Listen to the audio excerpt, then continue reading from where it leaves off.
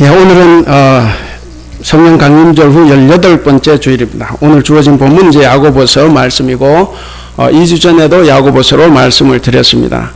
우리 개신교회, 우리 기독교의 중심점과 출발은 하나님의 말씀입니다. 그래서 종교개혁자들이 내걸었던 그 기치 중에 하나가 뭐냐면 오직 성경으로 하는 말씀입니다.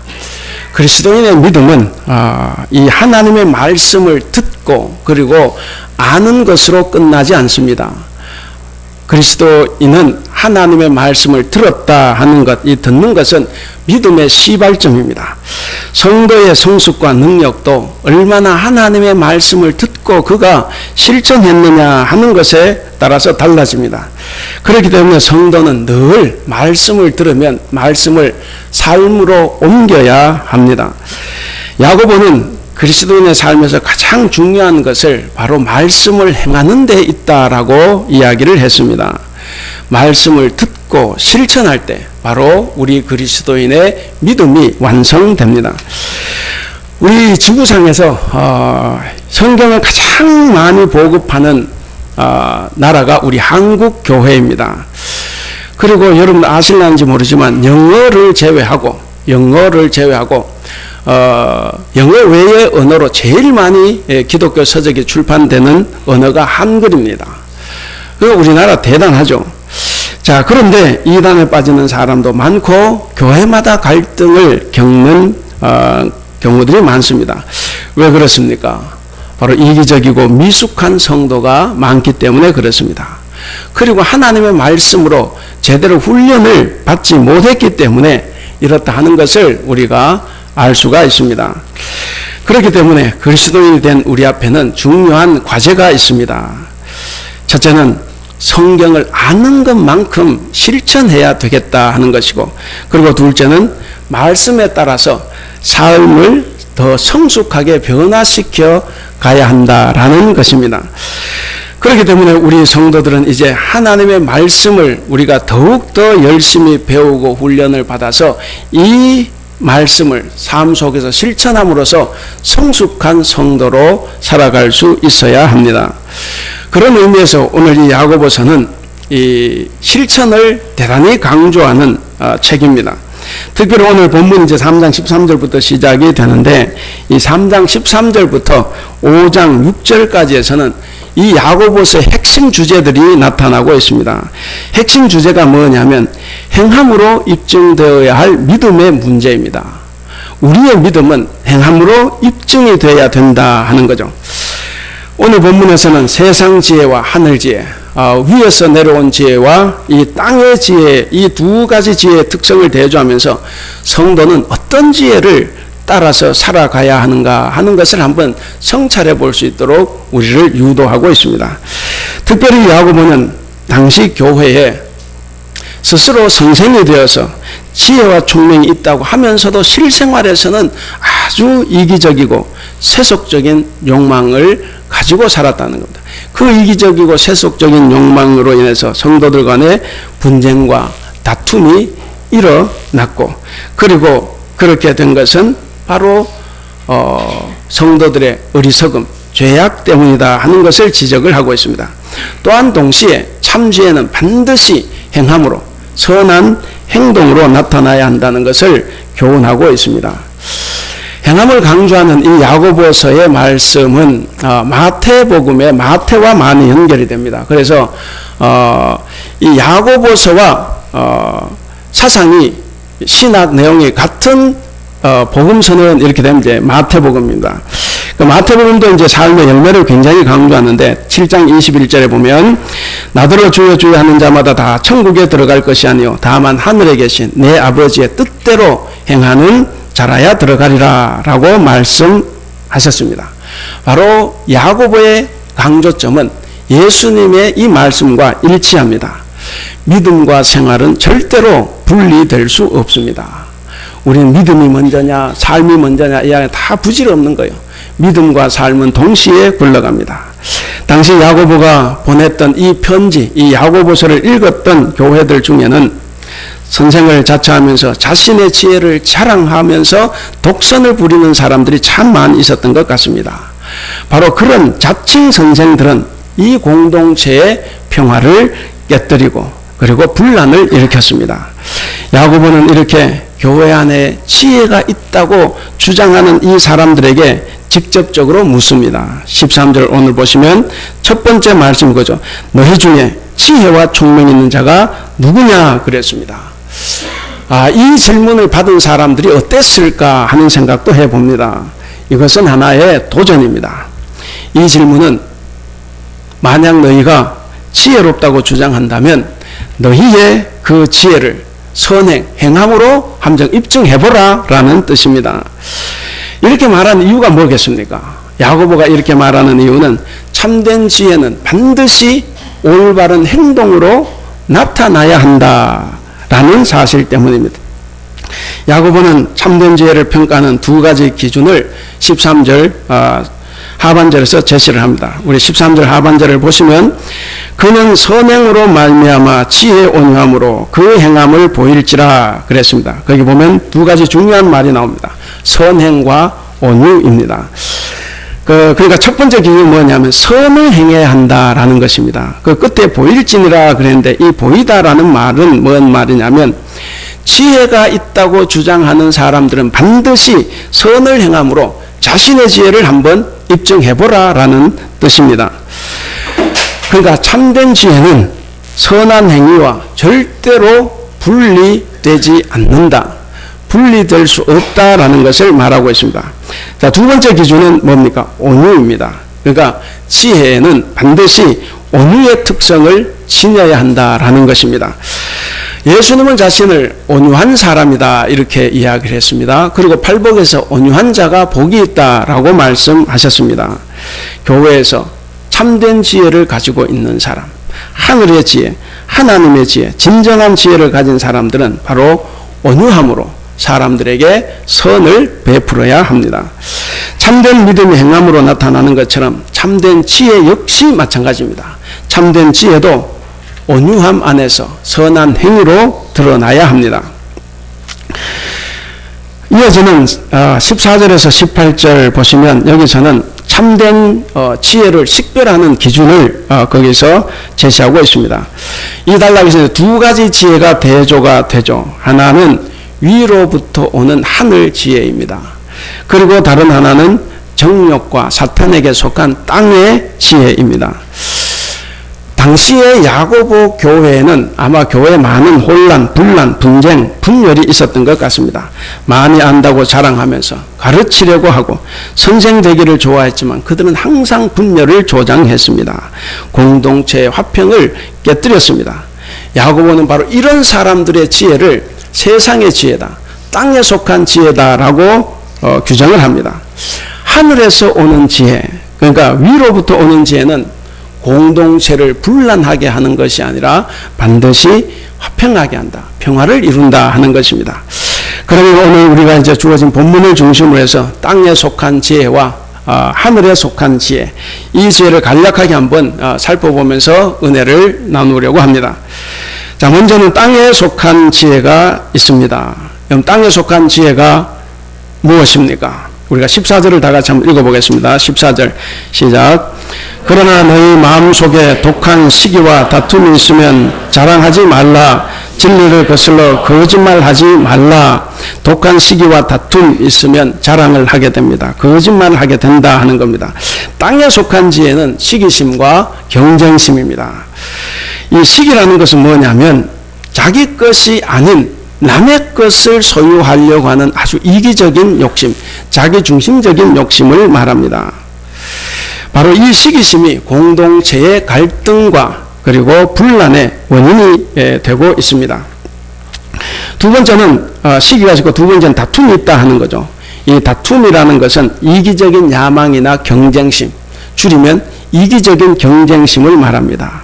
이 이기적인 경쟁심은 꼭 자기와 그리고 자기 편의 특권과 이익만을 추구합니다. 세상의 정치 집단만이 그런 것이 아니라 교회 안에서도 그렇다 하는 겁니다. 이러한 경쟁적 당파심이 바로 공동체의 분열과 다툼을 가져온다 하는 거죠.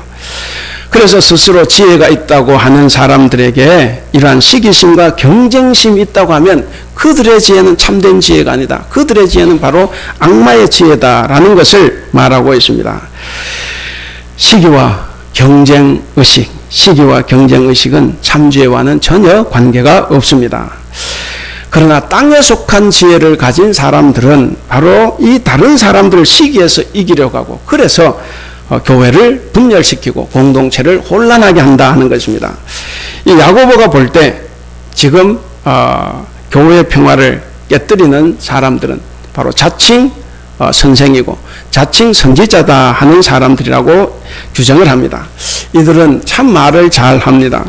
말을 얼마나 잘하는지 거짓말도 진실로 둔갑시키고 진실도 거짓말로 바꿀 수 있는 그런 능력을 가지고 있습니다. 그러면서도 자기들은 믿음이 좋다고 생각을 합니다. 자기만한 믿음을 소유한 사람은 없다고 생각하고 자기들이 참된 지혜를 가졌다고 주장을 합니다. 그런데 주변에서도 그렇게 인정을 한다 하는 거죠. 속이는 사람은 항상 그럴듯하게 속입니다. 속이는데 들키면 속이는 게 아니죠. 그래서 그 속이는 것 때문에 남은 항상 피해를 보지만 속이는 사람은 정말 좋은 사람이 됩니다. 그런데 그들의 그런 많은 말들이 결국 교회를 분란케 하고 교회 공동체를 파괴합니다. 여러분, 오해는 하지 마시기 바랍니다. 교회 안에서 반대 의견을 말하면 절대로 안 된다 하는 건 아니에요. 반대 의견이 필요하고 때로는 논쟁을 할 때도 있습니다. 문제는 뭐냐면 그 주장에 자신의 정욕이 따를 때입니다. 자신의 욕심이 따를 때입니다. 그런 욕심, 그런 정욕은 사리사욕에 따라 움직이게 만듭니다. 그래서 욕심이 많으면 하나님의 지혜, 하나님의 뜻보다는 자기의 뜻, 자기의 주장을 세우려고 합니다. 그런 사람들은 진리의 마음이 있는 것이 아니라 늘 분쟁과 싸움을 즐깁니다. 오직 자기 세력을 확장하는 데 몰두하고만 맙니다. 이런 교회에서는 파벌, 당파 이런 정략이 판을 칩니다. 하나님의 말씀이 더 우위에 있는 것이 아니라 하나님의 말씀보다는 바로 속이는 자의 말이 훨씬 더 교회 안에 큰 위력을 떨칩니다. 여러분, 우리 스스로를 돌아봐야 됩니다. 내 말이 교회에 더 크게 영향을 미쳤는가? 하나님의 말씀이 더 크게 영향을 미쳤는가? 혹시 내 말이, 자기의 말이 훨씬 더 크게 영향을 미쳤다고 하면 그건 사탄의 죄입니다. 오늘 본문에서 사도 야고보는 진리를 거슬러 거짓말하며 독한 시기와 다툼으로 자기 주장만 내세우고 자기 주장만 관철을 하려고 하는 이런 지혜를 마귀의 지혜, 악마의 지혜라고 규정을 합니다. 그런데 사실 우리 성도들이 이 진리를 향한 이런 논쟁과 그리고 정욕에 따른 자기 주장을 구분하기가 쉽지 않습니다. 예를 들면 이단을 우리가 구분하기 쉽지 않다는 거예요. 여기에 신천지가 왔는데 저 사람이 신천지냐 아닌지 구분하기 힘들다 하는 거예요. 그것이 우리에게는 하나의 좀 맹점입니다. 그런데 분명한 것은 뭐냐면 정욕에서 나온 지혜, 욕심에서 나온 지혜는 오래 가지 않습니다. 오래 감출 수 없습니다. 결국은 본래의 모습을 드러내고 공동체를 분열시키고 맙니다. 야고보 공동체에서 이런 정욕의 열매들이 많이 나타났다는 것을 우리가 충분히 예상해 볼 수가 있습니다. 신앙은 어디로 갔는지, 저 사람 성경은 많이 읽고, 저 사람 기도는 많이 하고, 저 사람 교회에서 봉사는 많이 하고, 찬양은 열심히 하는데 도대체가 항상 인간적인 방식으로만 살아갑니다. 여러분, 정욕은 시기하고 싸우고 분쟁하고 자기의 이익만을 구하게 합니다. 참된 지혜는 잠언 2장 6절에 보면 참된 지혜는 하나님께서 주신 선물입니다. 대저 여호와는 지혜를 주시며 그랬습니다. 15절에 보시면 반면에 시기심과 경쟁심으로 가득 찬 사람들이 자랑하는 이 지혜는 하나님과 아무런 관계가 없습니다. 15절 우리 같이 한번 읽어보겠습니다. 15절 시작. 이러한 지혜는 위로부터 내려온 것이 아니요 땅 위의 것이요 정욕의 것이요 귀신의 것이니.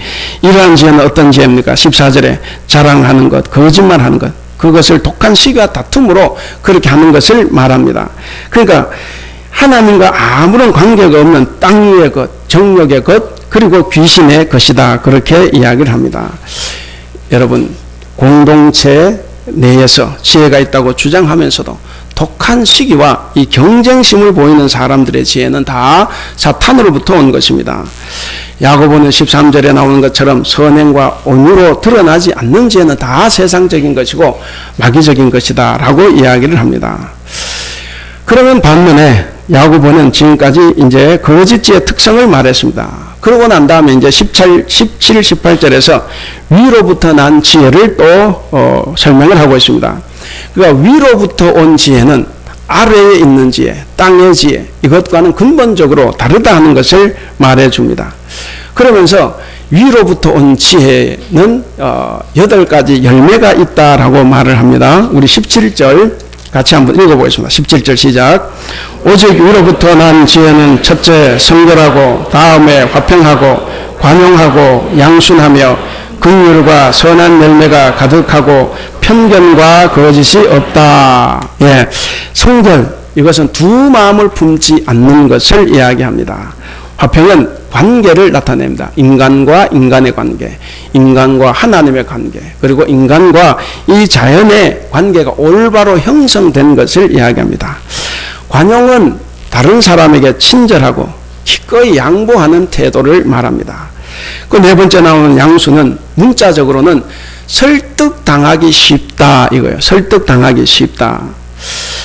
그러니까 자기 주장만 고집하지 않고 항상 다른 사람의 말에 귀를 기울이며 존중한다는 겁니다. 우리가 말하는 귀가 얇다 이 말하고는 달라요. 이 말하고는 다릅니다. 그러나 이 사람은 항상 좋은 의견에는 설득당할 자세를 가지고 있는 사람, 바로 이 사람이 양순한 사람이다 하는 겁니다. 그 다음 다섯 번째는 긍휼입니다. 긍휼은 행함으로 보여준 이웃 사랑이에요. 그리고 선한 열매, 이건 의로운 사람에서 발견되는 그런 선행입니다. 일곱 번째, 편견이 없다 그랬죠. 편견이 없다, 이 말은 차별하지 않는다, 편파적이지 않다라는 의미입니다. 그래서 사람을 외모로만 보고 판단하지 않는다 하는 것을 의미합니다. 마지막으로는 거짓이 없다라는 말입니다. 이 거짓이 없다라는 말은 자기 목적을 달성하기 위해서 타인을 속이거나 거짓말을 하거나 허위 주장을 하지 않는다라는 말입니다. 여러분, 우리는 이 8가지가 우리에게 얼마만큼 있습니까? 아니면 얼마만큼 나는 이 8가지와 반대되게 살아가고 있습니까? 방금 설명한 이 8가지 열매를 맺는 사람이 진정으로 지혜자입니다. 그 사람이 진정한 지혜로운 사람이고, 그리고 지식이 넘치는 사람들입니다. 그렇기 때문에 이런 사람들이야말로 교회에서 직분자로 세워질 사람들이고 교사, 선생으로 세울 만한 사람들입니다. 여러분, 선생의 자격, 이 직분자의 자격은 말이나 혀나 입에 있는 것이 아닙니다. 그 말이 아니라 삶 속에서 실천하는 것, 행동하는 것에 있다 하는 겁니다. 우리는 직분자를 선택할 때 이런 열매들을 얼마나 고려해서 선택하였는지를 늘 우리 자신을 한번 돌아봐야 됩니다. 우리가 또 언젠가는 직분자를 선택하겠지만 이 직분자를 선택하는 기준은 바로 여기에 있습니다. 야고보는 교회 안에서 만일 누군가가 나는 지혜가 많고 총명이 있어서 선생이 되고 싶다 하면 선생부터 되지 말고 그에 상응하는 선한 삶의 열매를 맺으라고 이야기를 하고 있습니다. 야고보는 그러한 열매가 없고 오직 시기와 다툼만 일으키고 있다면 제발 스스로 선생이 되지 말라라고 이야기를 합니다. 여러분, 직분자는 세상에서 학력이나 경력이 화려해서 되는 것이 아닙니다. 그것은 세상에서는 그것이 중요합니다. 스펙이 대단히 중요하지만 그러나 교회 안에서는 오직 바른 인격과 삶입니다. 그 자만이 이 직분을 받을 수가 있습니다. 그러므로 우리는 세상이나 교회 할 것 없이 선생과 지도자의 가장 중요한 요건이 뭐냐면 무엇보다도 먼저 올바른 인격과 삶입니다. 올바른 인격과 삶이라는 사실을 우리는 잊지 말아야 되겠습니다. 그래서 늘 이러한 안목과 지혜로 교사와 또 선생, 직분자, 지도자를 세운다고 하면 우리 교회도 또 우리 한국 사회도 훨씬 더 바른 모습과 방향으로 움직여 나가리라 확신을 합니다. 자, 그 다음에는 이제 4장입니다. 여러분, 교회 안에서 싸우는 사람이 누굽니까? 누가 싸웁니까? 4장 1절 다 같이 읽겠습니다. 시작. 너희 중에 싸움이 어디로부터, 다툼이 어디로부터 나느냐? 너희 지체 중에서 싸우는 정욕으로부터 나는 것이 아니냐? 바로 정욕 때문이다. 자기의 이기적인 욕심 때문에 싸운다는 겁니다. 여러분, 교회에서 싸움이 일어나고 분쟁이 일어나는 건 신앙 문제가 아닙니다. 신앙 문제가 아니라 바로 욕심 때문에 일어납니다. 형, 교회 안에 싸움 보세요. 싸움을 하면 절대로 그치지 않습니다.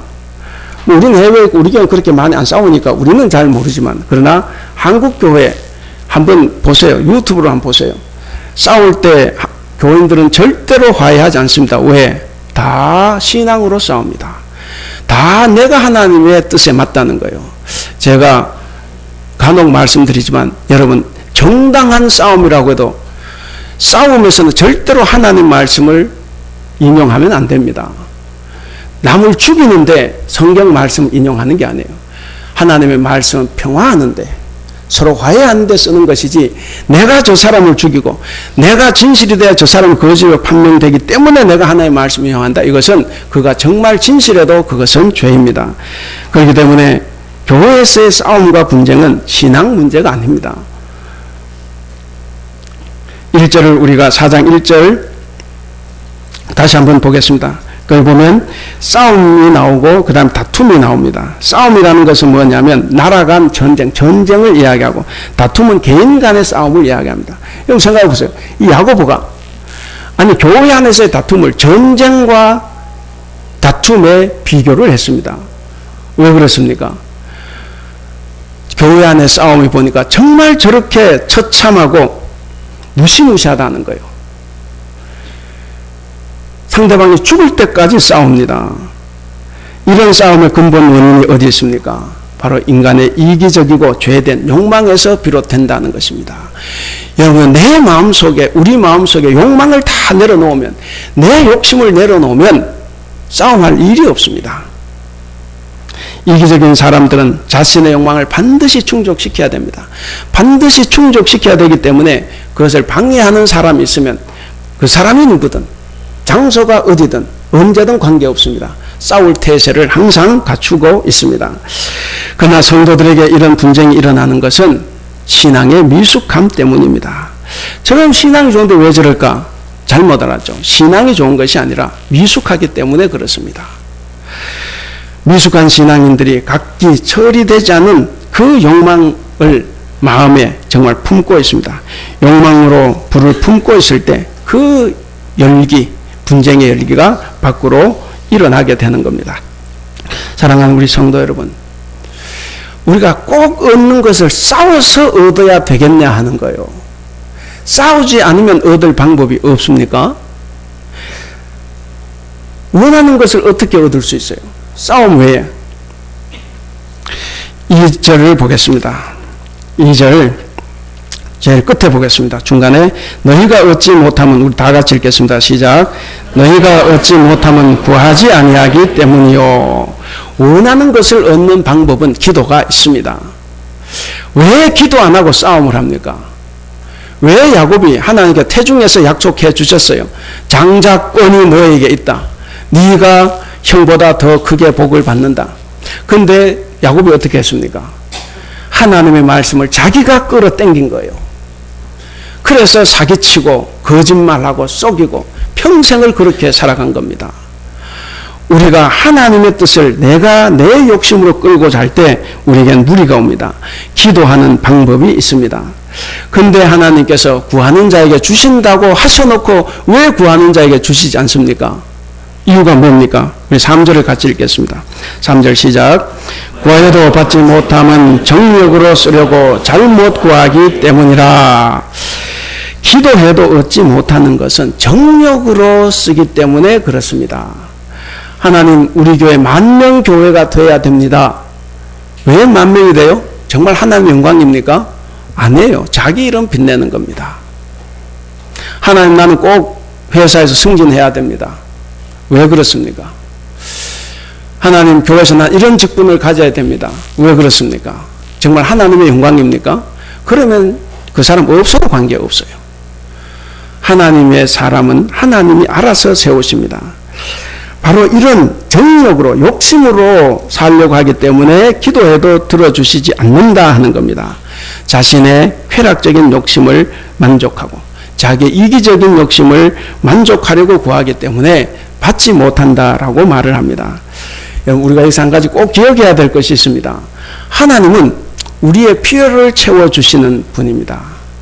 그렇다고 해서 우리의 욕심까지도 들어주시는 분은 아닙니다. 기도는 우리가 잘 아는 대로 우리의 뜻을 관철하는 것이 아니에요. 우리의 뜻을 관철하는 것이 아니라 하나님의 뜻을 이루기 위함이다. 이 사실을 꼭 기억하시기 바랍니다. 우리가 이것을 자꾸 놓치기 때문에 자꾸 내 욕심을 구하게 되고, 그리고 내 욕심대로 안 되면 이제 싸움과 분쟁을 일으킵니다. 그렇게 해서라도 저것을 차지하려고 합니다. 성도 여러분, 이러한 땅에 속한 지혜, 육신에게 속한 지혜, 악마에게 속한 지혜를 어떻게 하면 이길 수가 있겠습니까? 7절을 다 같이 한번 읽어보겠습니다. 4장 7절 시작. 그런즉 너희는 하나님께 복종할지어다. 마귀를 대적하라. 그리하면 너희를 피하리라. 하나님의 말씀, 하나님의 지혜에 있다는 겁니다. 하나님의 지혜로 이 땅 악마의 지혜를 이길 수 있습니다. 그러면 우리의 욕심을 죽일 수 있습니다. 내가 내 욕심을 내려놓지 못하는 것, 내 야망을 죽이지 못하는 것은 하늘의 지혜가 아니라 이 악마의 지혜를 가지고 있기 때문에 그렇습니다. 위에서 오는 지혜, 하나님의 지혜를 내 마음에 모시는 길은 하나님께 가까이 나가는 길입니다. 8절 첫 문장만 읽어보겠습니다. 시작. 하나님을 가까이 하라. 그리하면 너희를 가까이 하시리라. 아멘. 예, 하나님께로 가까이 나가는 것입니다. 우리가 하나님께로 가까이 나가면 하나님께서 우리에게 찾아오셔서 우리에게 위에서 주시는 지혜를 주십니다. 위에서 오는 지혜를 우리가 소유하고 실천할 때, 그럴 때 우리가 필요해서 기도하면 하나님께서는 들어주십니다. 사랑하는 우리 성도 여러분, 여러분에게는 어떤 지혜가 있습니까? 땅 위의 지혜로 살아가고 있습니까? 아니면 위로 난 지혜로 살아가고 계십니까? 세상에 속한 지혜로 살아가십니까? 아니면 하나님께로부터 난 지혜를 가지고 살아가십니까?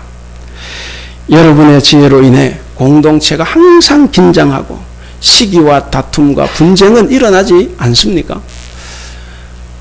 아니면 여러분들의 지혜로 인해서 미움이 있던 곳에 사랑이 회복되고 섬김이 회복되고, 여러분들이 가진 지혜로 인해서 대립이 있던 곳에 온유와 화평이 회복되고, 여러분들이 가진 그 지혜로 인해서 혼란이 있던 곳에 질서가 회복되고 있습니까? 우리는 참된 지혜와 거짓 지혜를 분별할 수 있는 안목을 가져야 합니다. 우리가 그 안목을 가지려고 노력하지 않거나 안목을 갖지 않으면 우리도 어쩔 수 없이 세상 지혜를 따라갑니다. 거기에 대한 책임은 다 우리 각자에게 있다는 사실 우리가 꼭 기억을 해야 됩니다. 여러분, 참된 지혜를 가진 사람은 사람을 차별하거나 편파적으로 대하지 않습니다. 모든 사람을 다 똑같이 대합니다. 바로 모든 상황을 올바르게 인식한다 하는 겁니다. 그리고 선을 행합니다. 참된 지혜는 선한 말에서 나오는 것이 아닙니다. 선한 말은 바리새인들도 충분하게 했습니다. 이 참된 지혜는 선한 말에서 나오는 것이 아니라 바로 구체적인 행위를 통해서 나타납니다. 여러분, 아무리 선한 말을 많이 하고 아무리 믿음이 뛰어난 것처럼 말을 해도 선하게 행동하지 않으면, 또 선한 행동이 없으면 참된 지혜자는 될 수 없습니다. 이제 말씀을 맺겠습니다. 성도 여러분, 교회에서 선생이 될 수 있는 사람, 교회에서 직분자가 될 수 있는 사람은 자랑을, 분쟁을, 소동을 일으키는 말쟁이가 아닙니다. 세상의 지혜를 내보이는 그런 교만한 사람이 아닙니다. 항상 평화를 원하고, 그걸 평화를 위해서 일을 하고 평화롭게 모든 선한 일들을 추구하는 사람, 바로 그 사람이 선생 직분자가 될 수 있는 사람들입니다. 말을 많이 하는 사람, 무언가를 알고 있으면 말하지 않으면 견딜 수 없는 사람, 자기 이익을 위해서는 이 말 저 말을 이리저리 다니면서 교회를 시끄럽게 하는 사람, 아무리 겉모습이 경건해도 교회에서 선생이 될 수 없습니다. 직분자가 될 수 없습니다. 교회는 이 야고보의 제안을 따라서 교회에서 가르칠 수 있는 사람, 교회에서 일할 수 있는 직분자들을 잘 선발을 해야 됩니다. 그리고 교육하고 임직해야 됩니다. 그걸 누가 합니까? 여러분들이 하는 겁니다. 야고보가 제안한 이런 기준을 외면한다면 야고보가 만났던 그 당시 교회의 어려움을 우리도 겪을 수밖에 없습니다. 이런 혼란을 피하기 위해서 많은 사람이 선생되지 말라고 했던 이 야고보의 이 용기가 우리 자신에게도 있어야 합니다. 사랑하는 우리 성도 여러분, 오늘 제목이 뭡니까? 같이 한번 읽어보겠습니다. 시작. 그리스도인 하늘 지혜를 실천한 사람, 위로부터 오는 지혜를 우리가 구해야 합니다. 그것만이 참된 지혜입니다. 그것이 참된 지혜라는 사실은 바로 야고보가 제시했던 8가지 열매에 담겨 있습니다. 야고보는 가장 중요한 열매로 바로 이 평화의 씨앗을 18절에서 이야기를 했습니다. 바로 평화의 씨앗을 심는다는 겁니다. 우리가 교회 안에, 가정에, 우리 직장에, 우리 사회, 우리나라에 이 평화의 씨앗을 심어야 됩니다. 여러분들의 지혜가 하늘로부터 온 것이 확실하다고 하면 여러분은 교회에서, 가정에서, 그리고 직장에서, 세상에서 평화의 씨앗을 심게 될 것입니다. 또 거꾸로 여러분이 교회에서, 가정에서, 세상에서 평화를 이루고 살아가고 있다고 하면 여러분의 지혜는 하늘로부터 온 지혜입니다. 사랑하는 우리 대북교회 성도 여러분, 그리고 오늘 우리와 함께 예배하는 성도 여러분, 그리스도인이 누굽니까? 그리스도인, 하나님의 지혜로 천국을 열어가는 사람이다. 이렇게 오늘 본문 말씀에 따라서 규정을 해볼 수가 있겠습니다. 천국 문을 열어가는 사람. 그럼 당신은 그리스도이십니다. 제자들이 고백했습니다. 나를 누구라 하냐? 그랬더니 주님은 그리스도이십니다. 이렇게 고백했습니다. 주님은 그리스도이십니다. 이 고백이 오늘 우리의 고백이라고 하면 우리의 그리스도이신 이 주님의 이 말씀, 주님의 지혜를 우리가 마음에 품어야 됩니다. 이 지혜와 말씀을 마음에 품고 실천함으로써 이 땅에서 의의 열매를 거두어 가며 살아가시는 복된 성도들이 다 되시기를 주님의 이름으로 축원합니다. 함께 기도하겠습니다. 이 시간 기도할 때 앞에 제목을 한번 보겠습니다. 땅 위의 지혜로 믿음과 생활이 일치하지 않던 우리의 죄를 용서하여 주옵소서. 세상에 살 때 세상에 빠지지 않고 주님이 주신 지혜로 살아갈 수 있도록 도와주시옵소서. 하늘 지혜를 가진 자로 겸손하게 선한 열매를 맺으며 살게 하여 주시옵소서. 이기적인 욕심에 사로잡혀서 다툼과 분쟁을 일으키지 않게 도와주시옵소서. 우리 교회의 말꾼이 아닌 하늘 지혜를 가진 일꾼이 세워지도록 주님 우리를 도와주시옵소서.